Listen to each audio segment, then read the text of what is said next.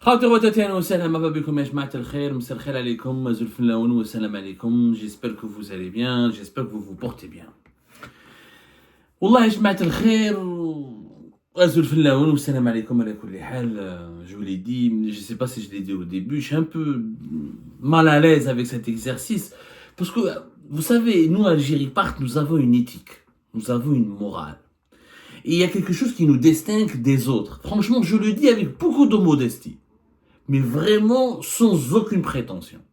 Mais beaucoup, même nos adversaires, quand on les rencontre, ils reconnaissent cette qualité en nous. Nous n'aimons pas les polémiques personnelles, on ne diffame pas, on n'aime pas le dénigrement, on n'aime pas la calomnie, on n'aime pas l'insulte, on n'utilise pas la vulgarité, on ne fait pas de l'atteinte à la vie privée, on ne fait pas d'atteinte à la vie privée. ما ندخلوش لا بريفي تاع les personnalités sur lesquelles nous enquêtons sur lesquelles que nous abordons dans l'identité qui font l'objet de nos investigations, de nos enquêtes ou qui sont cités dans nos décryptages, dans nos analyses. On ne touche pas à la vie privée et on ne fait pas de la calomnie. ما نسبوش ما عندناش الشتم. Alors que malheureusement sur les autres canaux, sur YouTube, Instagram, TikTok, les autres réseaux sociaux, entre guillemets, celles et ceux qui se prétendent être des médias, ou là, des journalistes, ou là, des cyberactivistes, utilisent la calomnie, se baignent. Des fois, franchement, on me dit, moi, beaucoup de mes compatriotes algériens me le disent, on n'arrive même pas à les voir en famille. Il y a certains youtubeurs, il y a certains cyberactivistes, il y a certains figures, certains influenceurs, tu peux pas les voir en famille. Nous, la bonne éducation, c'est une valeur sacrée chez nous. La bonne éducation, on touche pas à la vie privée, on touche pas le hurmat al-nas, pas de calomnie, pas de vulgarité, pas de propos injurieux, le plus modéré, être très modéré, professionnel, les faits, rien que les faits, montrer le plus de preuves possible, le plus de documents, donner le maximum d'éléments factuels, le maximum de chiffres, afin de démontrer la fiabilité de nos informations. Nous, on fait de l'information. Aujourd'hui, je ne vais pas faire de l'information, même si je vais en faire un peu. Il se trouve qu'hier, quelqu'un avec lequel j'ai collaboré, quelqu'un qui est âgé, et qui est censé être quand même un exemple. Je prends comme un exemple, c'est quelqu'un qui est âgé de... À chaque fois que je parle de lui, j'essaie de vérifier son âge. Parce que j'arrive pas à croire comment à 70 ans, Hicham Aboud, 70 ans, comment on peut être mal élevé, comment on peut être con, comment on peut être aussi médiocre, et comment on peut faire preuve d'une aussi grande vulgarité et d'une aussi grande idiotie. À 70 ans, on est censé être sage, on est censé être modéré, on est censé être la voie ou l'exemple de la modération, de la sagesse, de la droiture ou du bon sens. Père Hicham Aboud, je ne sais pas qu'est-ce qu'il a contre moi. Alors que, alhamdoulilah, moi, mes écrits, mes vidéos sont là.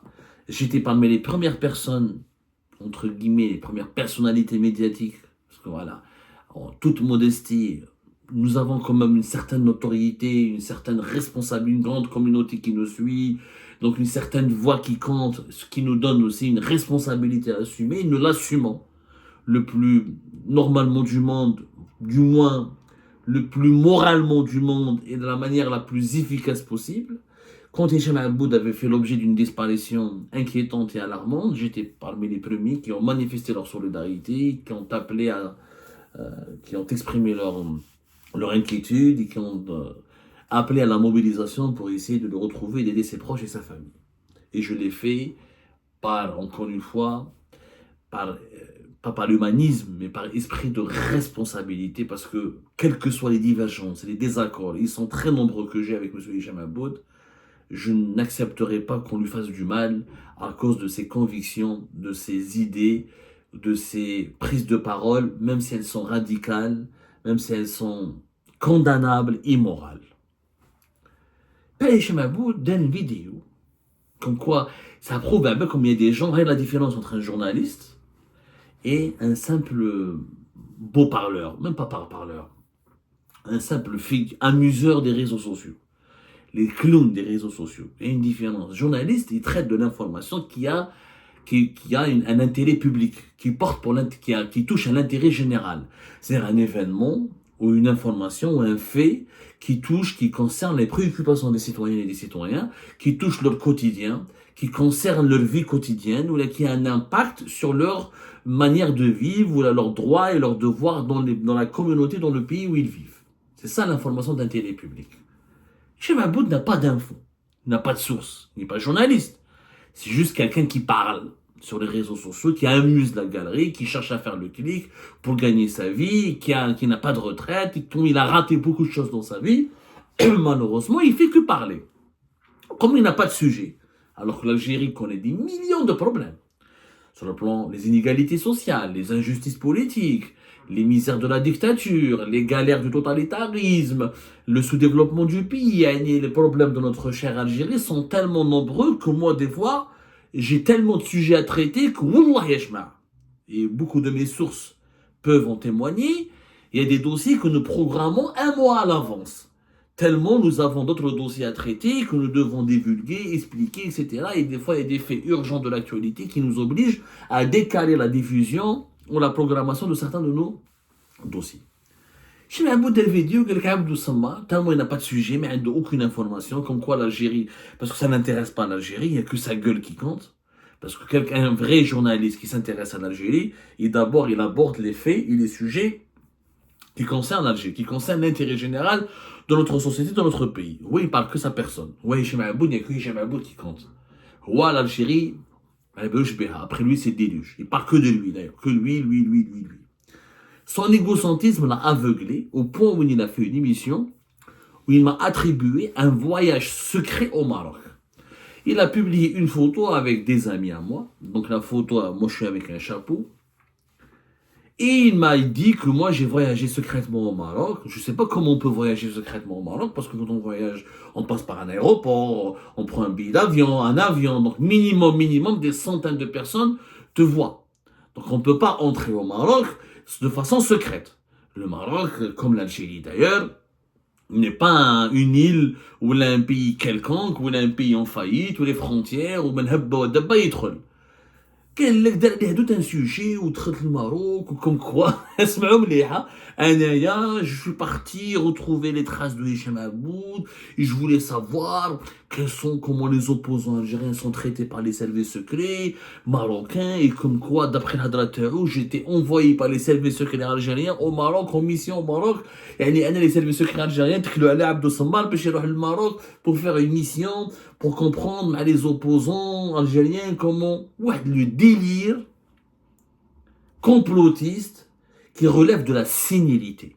Et là, je crois franchement que notre ami Hichem Aoud doit aller consulter un psy et il doit vraiment aller se faire traiter parce qu'il nage en eau trouble de la sénilité. Une mise au point s'impose et ce que je ne voulais pas révéler sur Hichem Aoud, il m'a poussé à le révéler aujourd'hui parce qu'il y en a marre de l'escroquerie intellectuelle, il y en a marre de la malhonnêteté, il y en a marre du mensonge et de l'hypocrisie. Et je vais vous dire pourquoi Hichem Aoud me déteste. Surtout récemment, il me déteste encore plus qu'avant. Il me détestait déjà avant, mais là, il me déteste encore plus au point où il cauchemarde sur moi. Je pense qu'il s'occupe davantage, il s'intéresse beaucoup plus à ma personne qu'à la personne de sa femme ou de ses enfants, parce qu'il parle de moi tout le temps. D'abord, Abdou Samar est un citoyen algérien qui n'occupe pas de fonction. أنا مانيش سفير، مانيش وزير، مانيش والي، مانيش مستشار في رئاسة الجمهورية، مانيش رئيس دائرة، مانيش عسكري، مانيش مدني في خدمة الدولة. Je n'occupe aucune fonction officielle au sein de l'État algérien. Donc, j'ai le droit d'aller où je veux, quand je veux, avec qui je veux, et je n'ai de compte à rendre à personne. Je ne suis ni ministre, ni ambassadeur, ni officier, ni militaire, ni conseiller, ni etc. Si je dois ou si j'ai envie d'aller au Maroc, ça ne concerne que Abdou, que ma personne. Ça s'appelle la vie privée. À partir du moment où je n'utilise pas l'argent public, où je n'occupe pas de poste politique ou de poste officiel, je ne représente pas l'État, je suis libre dans ma vie privée. Si je veux aller au Maroc, je veux aller en Israël. قال انا غدوه ان شاء الله تفحت لي نجوز دي فاكونس في تل ابيب. كش واحد دخلو؟ حتى واحد ما دخلو. Je veux aller à Washington ou là je veux aller à Pékin. Ça s'appelle la vie privée. Une personnalité publique, on s'intéresse à ses déplacements à l'étranger ou là à ses vacances, si elle utilise l'argent public et comme elle occupe une fonction importante au sein, si elle occupe une fonction au sein de l'État, on a le droit de lui demander des comptes, pourquoi tu pars dans tel ou tel pays, pourquoi tu voyages dans tel ou tel pays. Mais à partir du moment où je n'ai aucune fonction publique, je n'ai aucune fonction officielle, et que je ne suis qu'un journaliste, et qu'un journaliste, elle a le droit d'avoir une vie privée. Et donc, mes vacances, ou là, mes déplacements personnels, ou là, mes occupations personnelles n'engagent que ma personne. Donc, je n'ai pas à commenter ou dire est-ce que c'est vrai, est-ce que c'est pas vrai. Je laisse le luxe, parce que Cheikh Aboud a fait cette vidéo pour me pousser à réagir, pour savoir ce que je vais démentir, ou là, je vais confirmer. Je vais le laisser, je vais le faire souffrir en lui laissant le luxe de rester sur sa faim. Même cloche, je ne lui donne pas de réponse parce que c'est ma vie privée. Je n'ai aucun. C'est une atteinte à la vie privée.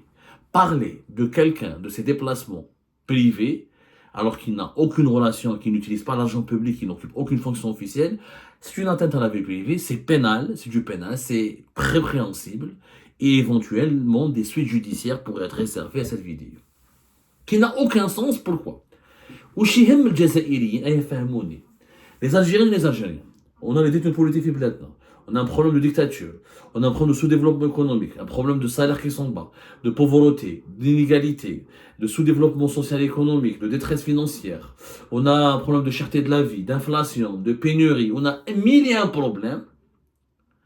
Où les Algériens, où est-ce qu'il est parti, où est-ce qu'il a voyagé. Et en quoi cette information, qu'il soit au Maroc, ou qu'il soit en Israël, au Qatar, ou là en Russie, en quoi elle concerne le public algérien. Où je me la valeur taha, les Jazaïriens ou le Jazaïria, ou le Jazaïri ou le Jazaïri, l'Algérien et l'Algérien. Qu'est-ce qu'il va apprendre? Comment on peut l'informer? Qu'est-ce que ça va lui apporter de savoir qu'un journaliste qui ne touche pas, qui touche pas de l'argent public, qui n'occupe pas encore une fois une fonction officielle, qui ne représente pas l'État, où il est parti dans un pays quelconque. C'est une information, mais c'est même pas une information. C'est un non-événement. Ça ne concerne pas l'opinion publique. Maintenant, Cheikh Aboud, pourquoi il parle comme ça? Cheikh Aboud vit au Maroc. Il réside au Maroc.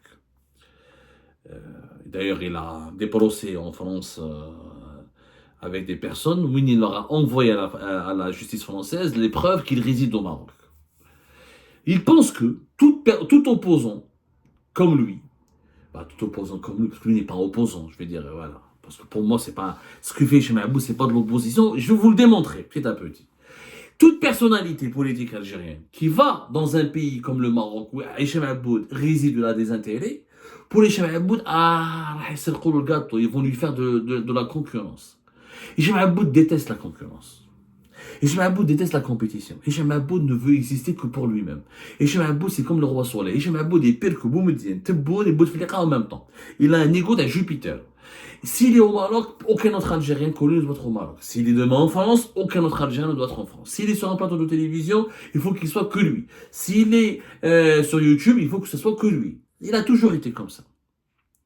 Mais le problème est plus grave. Parce que vous allez me dire, mais Abdou Cheikh Aboud t'a attaqué pour un problème égocentrique. Non, il m'a pas attaqué pour un problème égocentrique. Et Cheikh Aboud m'en veut. M'en veut depuis particulièrement le 20 octobre 2024. Oui, j'ai révélé sur notre chaîne YouTube et sur les différents supports d'Algérie Part qu'il a été retrouvé par la gendarmerie espagnole, qu'il est sain et sauf, ou qu'il, alhamdoulilah, et Dieu merci, il a été même violenté, malmené, mais il est sain et sauf, et il a été victime d'une tentative de kidnapping qui a été déjouée miraculeusement par les autorités espagnoles. Le 20 octobre 2024, cette émission, vous pouvez la voir, elle est courte et elle a cartonné, nous avons sorti le scoop. Algérie Part Abdou Sammar, on a été le premier média qui ont sorti l'information, et Cheikh Aboud a été retrouvé par les gendarmes espagnols, la Guardia Civile, et que, alhamdoulilah, il est à l'abri, il est en sécurité, malgré une tentative de kidnapping dont il avait été victime dans les rues de Barcelone. Depuis ce jour-là, le lendemain, Cheikh Aboud il est devenu fou de rage. Pourquoi? La presse espagnole, 24 heures plus tard, voire 48 heures plus tard, entre 24 heures et 48 heures plus tard, a confirmé mot par mot les révélations exclusives d'Algérie Part et de Abdou Samar.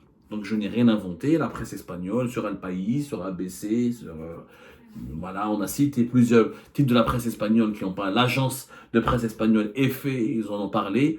Hicham Aboud a été secouru lors d'une opération anti-drogue, menée totalement par hasard, par la Guardia Civil. Il a été retrouvé, ligoté et détenu par des preneurs des deux personnes qui prenaient en otage. Et ces deux personnes ont été ensuite arrêtées et placées en détention, comme ça a été raconté par Algérie Part. Donc tout ce que nous avons dit était vrai.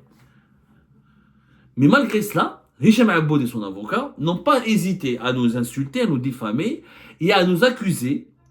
قال لك كيفاش عبد الصمار جاتونا انفورماسيون هشام عبود ما عجبوش الحال كو الجيري بارت وعبد الصمار يخرج l'information qu'il a été retrouvé sain et sauf. Ce qui est d'ailleurs une conduite anormale, irrationnelle. أنا غدوة إن شاء الله je suis victime de tentative d'enlèvement et Hicham Aboud se solidarise avec moi. Il va dire que alhamdoulilah Abdou Samar a été secouru, retrouvé, libéré, il se retrouve en sécurité, il est protégé. Je ne vais pas en vouloir à Hicham Aboud, au contraire, je vais dire qu'il est mon ami, qu'il a éclairé l'opinion publique, qu'il a permis de rassurer nos compatriotes, de rassurer nos abonnés, de rassurer ma famille, c'est positif. Comment on peut en vouloir à un journaliste d'avoir révélé une information qui est vraie? Parce que toute la presse espagnole a confirmé ce que nous avons dit. Il y a une enquête qui a été menée, une enquête qui a été placée, on l'a dit le 24 octobre dernier. Les autorités espagnoles ont ouvert une enquête et elle est une enquête secrète. Des investigations sont en cours pour comprendre qu'est-ce qui s'est passé réellement avec Hicham Aboud qui demeure quand même, dans l'histoire, demeure quand même très compliqué. On ne sait pas qui croire, qui comprend. Mais comme l'enquête est en cours, comme les autorités espagnoles mènent leur enquête, on respecte le secret d'instruction. On ne le viole pas. Et il y a de nouvelles informations. On n'a plus parlé de cette affaire. هو او جايبها عقابي ويكرهني ويخرج عليا لي بريجوجي باسكو كسرنا له ان بلان. C'était quoi ce plan? Hicham Aboud, quand il ne voulait pas, surtout pas, qu'un journaliste, quel que soit, et surtout un journaliste algérien comme Abdou Samar, révèle le 20 octobre qu'il a été retrouvé, qu'il a été secouru, qu'il est sain et sauf. Pourquoi? Parce que Hicham Aboud, opportuniste qu'il est, égoïste qu'il est, il voulait utiliser sa mésaventure comme un fonds de commerce pour des affaires et pour des intérêts personnels et politiques. Qu'on a le 20, il a été retrouvé. Parce que le 21, le 22, le 23, le 24, il voulait rester toujours porté disparu. Il ne voulait pas apparaître. Il voulait faire croire à l'opinion publique algérienne et à l'opinion publique internationale qu'il est toujours porté disparu, qu'il est toujours enlevé. Pourquoi? Pour accuser les services secrets algériens. Il voulait que sa période de disparition se prolonge et perdure le plus longtemps possible afin de monter les enchères, de créer une surenchère, de semer la panique, de semer les inquiétudes et de dire voilà, et de faire croire à tout le monde que ce sont les services secrets algériens qui sont derrière sa disparition. Mais comme Algérie Part et Abdou Samar ont révélé le 20 octobre qu'il a été retrouvé sain et sauf le 19, qu'il a été victime de tentative d'enlèvement le 17 octobre à 23h et quelques dans les rues de Barcelone, et qu'on a raconté la vérité, une vérité qui a été ensuite confirmée et propagée et véhiculée et diffusée par les médias espagnols, parce que notre émission a tellement cartonné, le scoop a été tellement partagé, que la presse espagnole s'est intéressée à cette histoire. Donc, je m'aboute que ça le plan. Et comme Abdou Samar n'a pas dit que c'était les services secrets algériens, moi je suis resté professionnel. Je n'ai pas de preuves que ce soit les services secrets algériens qui soient derrière le kidnapping de Hicham Aboud. Je n'ai pas de preuves, je suis journaliste.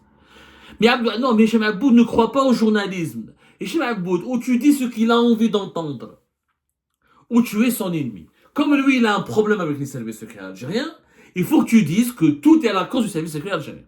La couche d'ozone, le changement climatique, les inondations en Espagne, tout est de la cause des services secrets algériens. Et je n'ai pas la preuve de ces services secrets algériens. Quelles les autorités espagnoles? Ils sont en train d'enquêter. Redoit, la justice espagnole, elle sort une preuve, elle dit que nous avons démontré l'implication d'un haut responsable des services secrets algériens. Algérie Part sera le premier à le dire. Le premier à le dire. Demain, j'ai une source officielle autorisée Il te dit, j'ai les preuves, et elle me montre les preuves. Ce sont les services secrets algériens qui ont kidnappé ou qui ont voulu kidnapper Hicham Aboud. أنا الأول اللي نحطها. ما عنديش les preuves. Le 20 octobre, j'avais une source très proche de Hicham Aboud, à qui Hicham Aboud a parlé. Il lui a dit, voilà, je suis sain et sauf, j'ai été récupéré par la Guardia Civile. C'est tout. Comme cette source, je l'ai confirmée, j'ai obtenu le scoop. Pas plus. Mais ouais, parce qu'il voulait que le suspense dure. Il voulait absolument inculper les services secrets parce qu'il a un problème personnel avec les services secrets. Donc, c'est quoi le problème de Hicham Aboud? Parce que Hicham Aboud a communiqué après, qui le 20 octobre, le scoop, etc. Il a parlé avec Anwar Malek, il a fait plusieurs interviews avec Anwar Malek, il a commencé à raconter tout et son contraire. Il a commencé à décrire son récit, où il y a plein de zondons, plein d'interrogations. Je ne me suis pas intéressé à ça. Je me suis dit, le monsieur, il est vieux, il est âgé, il est traumatisé. Il y a une enquête. Il n'y a que les autorités espagnoles et les services de sécurité en Espagne qui vont nous dire exactement la vérité sur cette histoire. Anaya, d'ailleurs, il m'en veut. Il dit que moi, Abdou Samad, il a obtenu l'information. Je rappelle qu'avant moi, Axel Bilabassi, l'un des cadres dirigeants du MAC, le mouvement de l'autodétermination de la Kabylie, qui compte avec qui ont des liens d'affinité avec Hicham Aboud, a lui-même sorti sur Twitter, avant que je diffuse mon scoop, Hicham Aboud est en vie, il a été retrouvé. Moi, j'ai donné les informations et les détails que nous avons pu obtenir et recoupés à travers nos investigations. C'est un travail de journaliste. Mais que ça en a le délire. Comme on a dit, il y avait 2 personnes qui sont arrêtées, que les 2 personnes pour le moment ne sont pas algériens, ils n'ont pas de lien encore direct avec l'Algérie, et il y a l'enquête qui est en cours. Khlas, راح له le fonds de commerce, Hicham Aboud, راحت له l'affaire. Il ne peut pas continuer à faire du buzz. Il voulait rester une semaine, 10 jours. Il ne voulait pas dire au public, il a été retrouvé le 20, ou le 19, il voulait rester jusqu'au 24, 25. Il voulait au moins disparaître 10 jours, ou là une semaine, pour monter les enchères, pour que tout le monde s'inquiète sur son sort. Même pas dire que c'est les services secrets, Hicham Aboud n'a pas sorti une preuve. Je le défie. S'il sort une preuve, ce sont les services secrets algériens les derrière. Attendez pas que la preuve. Contrairement à lui, on est des journalistes. On n'est pas des propagandistes. On n'est pas des idéologues. Hicham Aboud n'est pas le prophète, sallallahu alayhi wa sallam, n'est pas le bon Dieu. Je ne vais pas le croire sur parole. Moi, je suis un journaliste qui vérifie les faits. Ni plus, ni moins. Nous avons révélé un scoop qui était vrai. Ensuite, la presse espagnole, elle a fait des révélations. Elle nous a dit que c'est une femme avec laquelle Hicham Aboud avait rendez-vous. Si je voulais violer la vie privée des gens. Parce que Hicham Aboud tourne en dérision ma vie privée et soi-disant mes voyages secrets.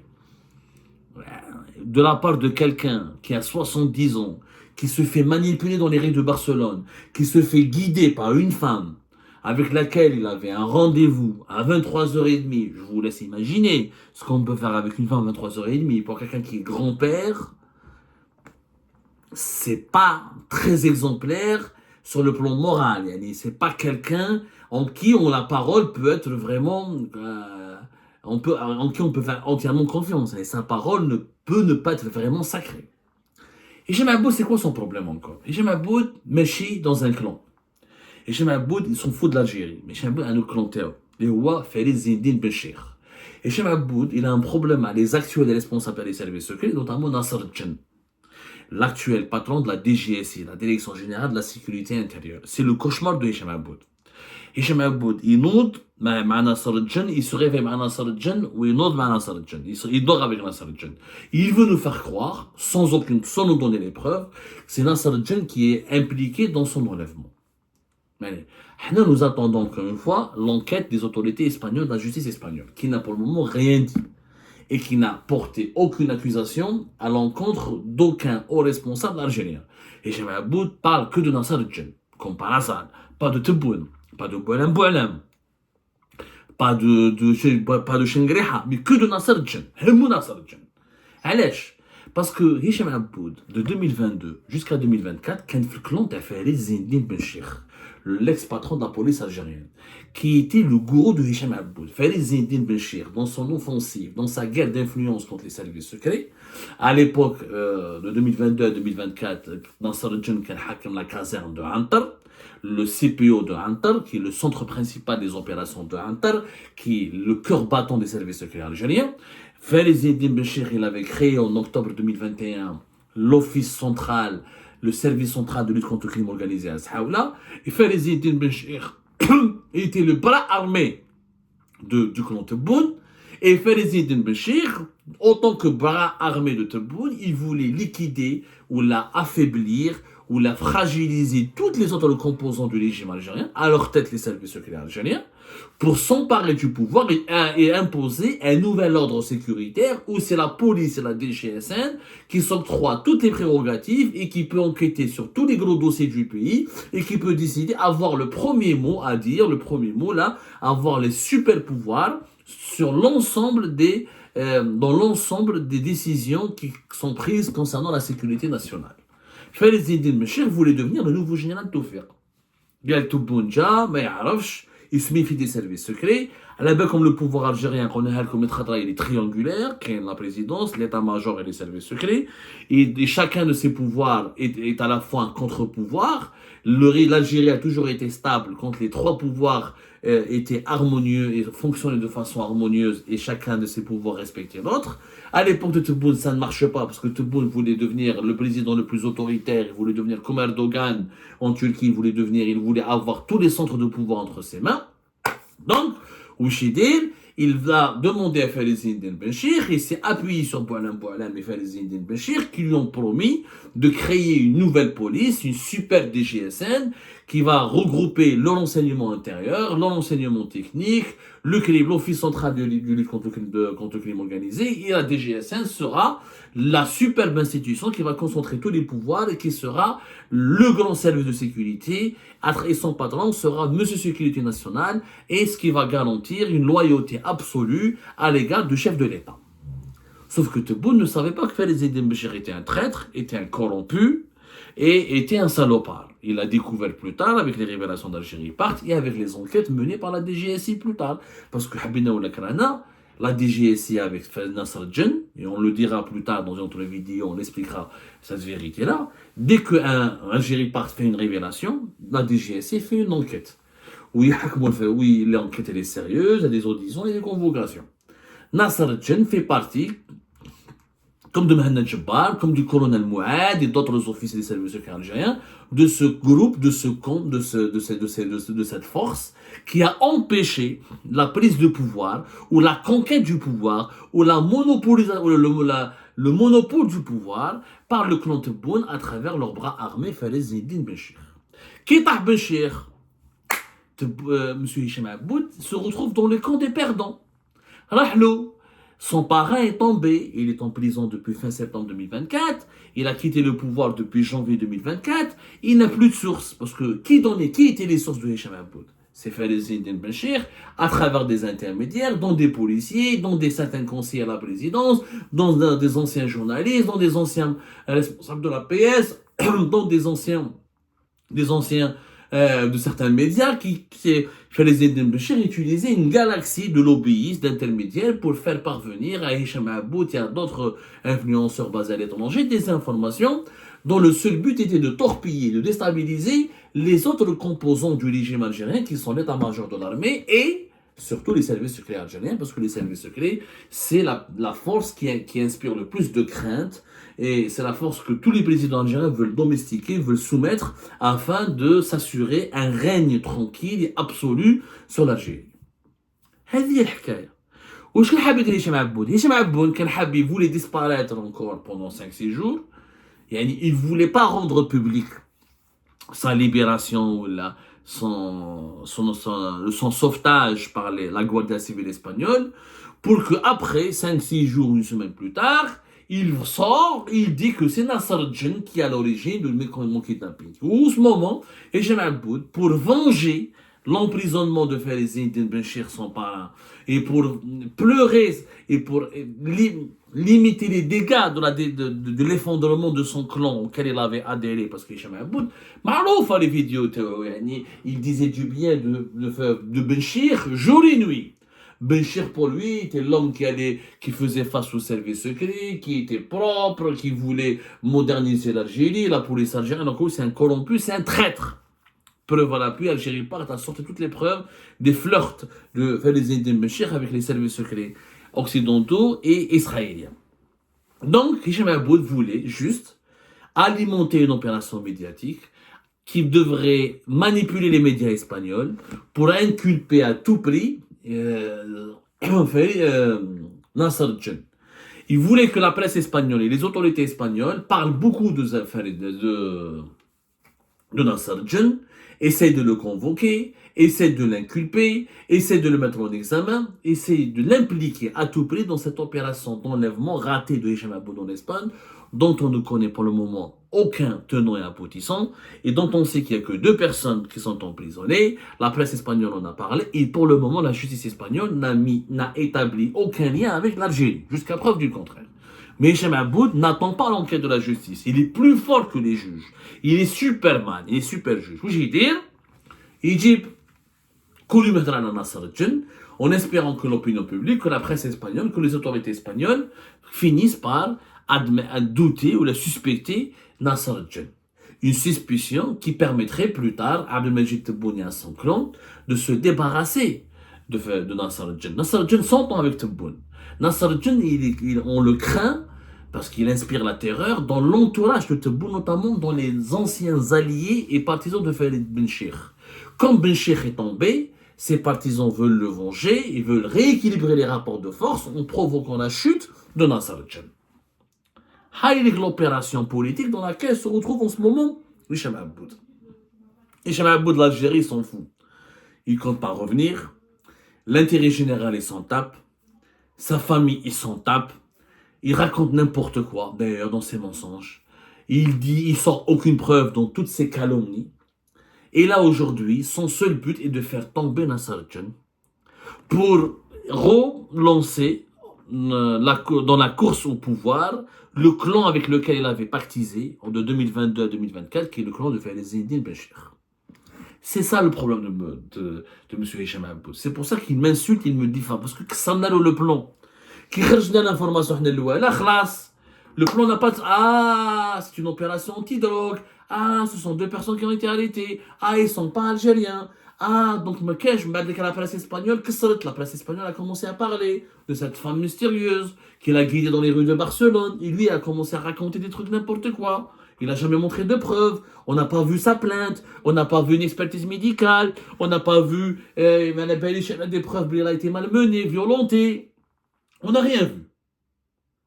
Pour le moment, l'affaire de Hicham Aboud est une affaire privée. Peut-être que des anciens du régime algérien, mais privée. Elle n'implique pas un responsable pour le moment en fonction. La configuration Hicham Aboud. Hicham Aboud veut régler ses comptes avec Nasser Djen. Abdou Sammar Khassar. C'est pour ça qu'il m'en veut personnellement.